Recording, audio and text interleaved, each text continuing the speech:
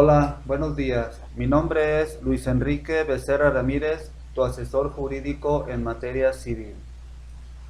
Vamos a platicar el día de hoy de las diversas acepciones del derecho,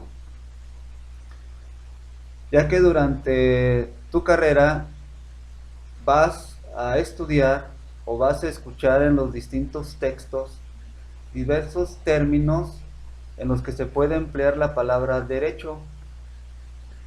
La palabra acepción significa los distintos significados que se le puede dar a un concepto en los distintos contextos.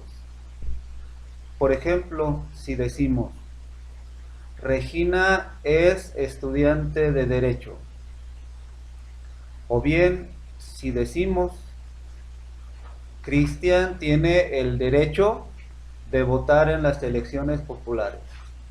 Aquí tenemos dos palabras derecho, pero el sentido en el que se está tomando, de acuerdo al contexto, es distinto. Entonces aquí vamos a platicar de esas distintas acepciones de la palabra derecho.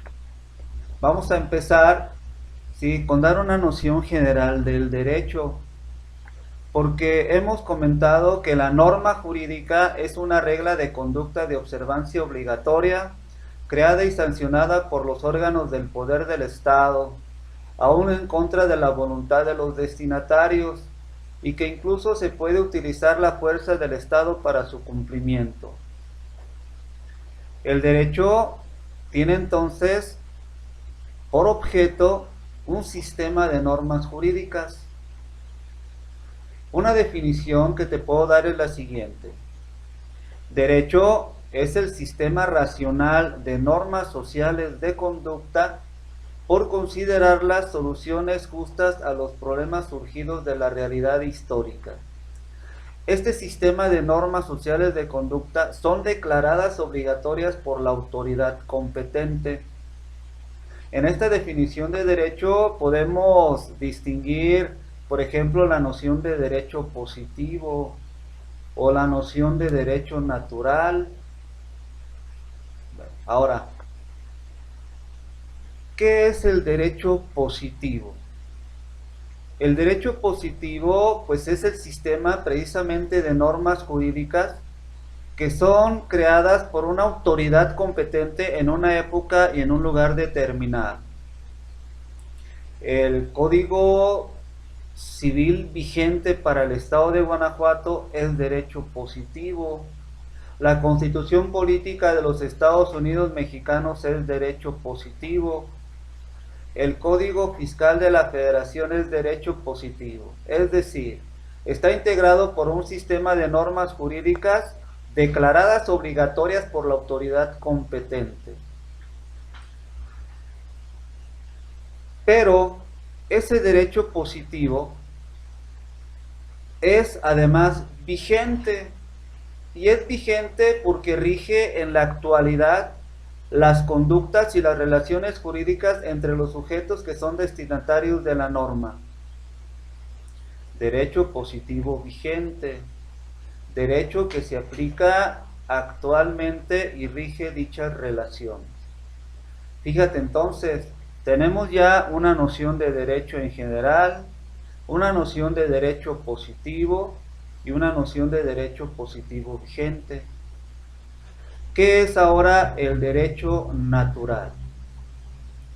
El derecho natural está integrado también por un conjunto de principios, por un conjunto de valores que son intrínsecamente válidos, que valen por sí mismos y que forman parte o que derivan de la naturaleza humana.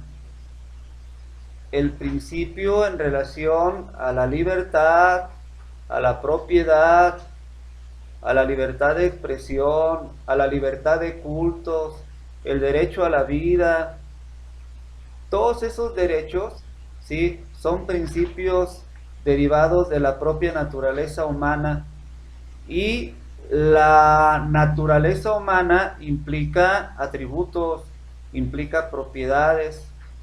Y ahí tendríamos que preguntarnos, bueno, ¿Qué es el hombre? ¿Cuál es la naturaleza humana?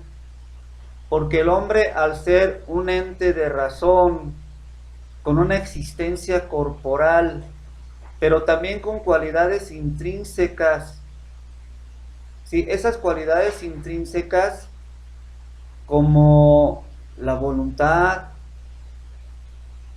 la memoria, la conciencia, el pensamiento, pues todas esas cualidades forman parte de la propia naturaleza humana, aunado obviamente a que el hombre es un ser corporal, físico, es un ente socialmente tanto que tiene relaciones e interactúa con los demás.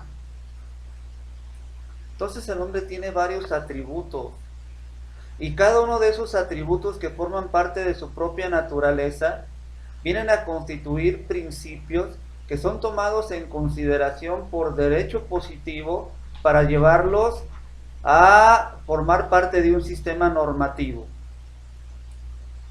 Pero a veces existe el conflicto entre el derecho positivo y el derecho natural.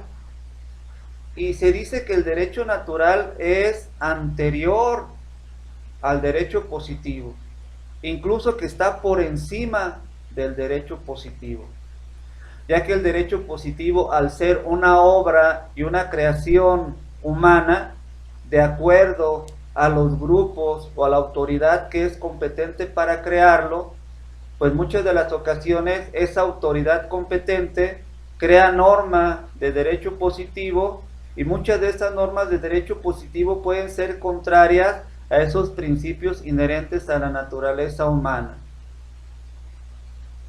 Por ejemplo, hay normas de derecho positivo que pues autorizan el derecho de abortar, pero esas normas de derecho positivo pues son creadas por una autoridad competente, atendiendo tal vez a intereses de grupos o atendiendo tal vez a intereses de los mismos grupos que ostentan ese poder y que están facultados entonces para crear norma.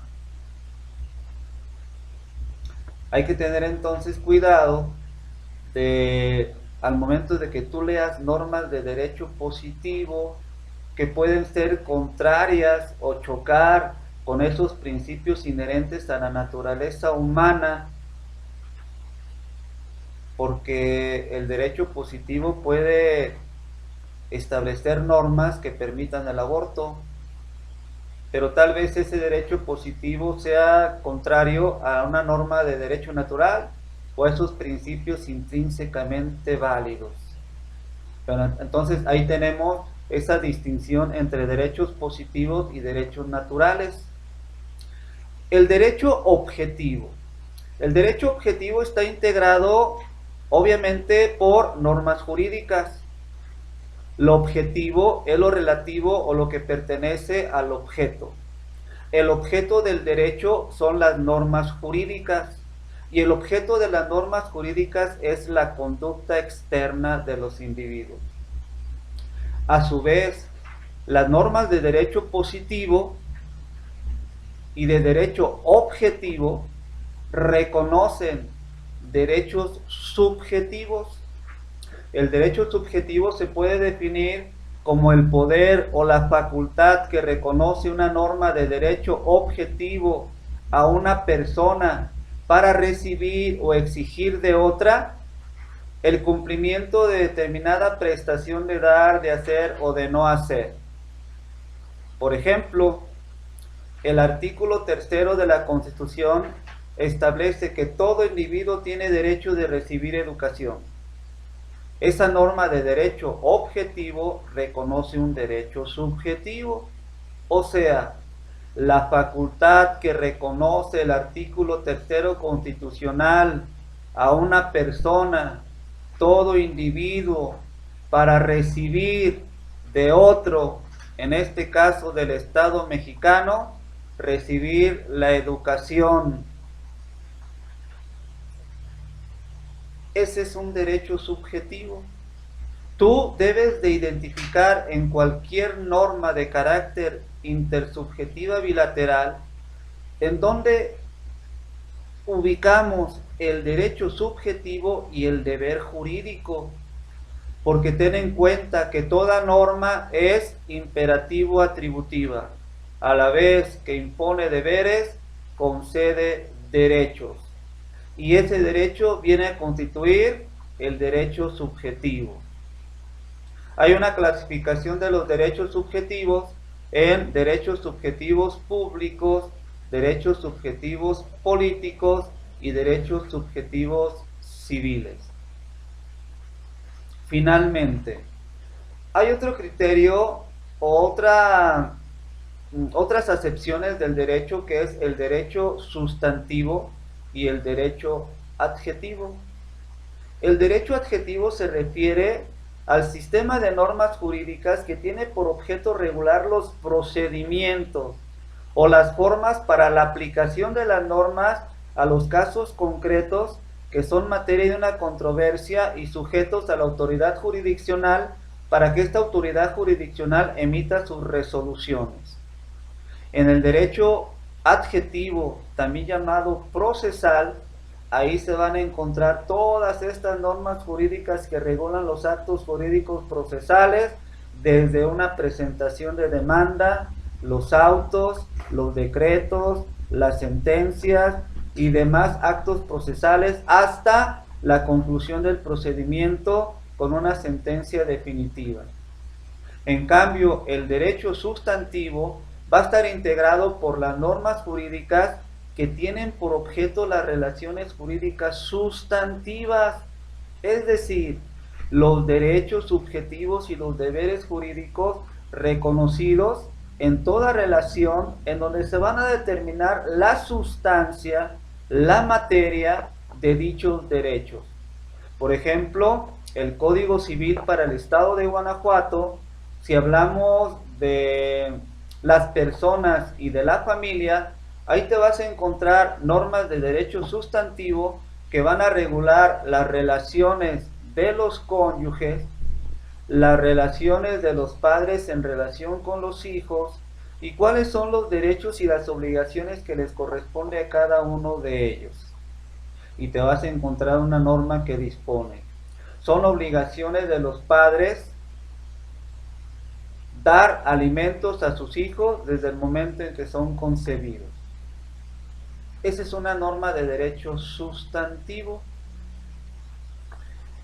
Bueno, espero que estas diversas acepciones del derecho te hayan sido útil, que las repases, las comprendas y tengas un vocabulario jurídico más amplio, porque en la medida en que vayas avanzando en la lectura jurídica de tus demás materias, sí son indispensables para que puedas comprender el contenido de la materia civil, penal, mercantil, laboral y todas las demás materias que vas a tener durante tu desarrollo académico. Espero que te haya gustado, házmelo saber a través de tus comentarios. Me dio gusto estar acá contigo, que tengas buenos días y que te vaya muy bien.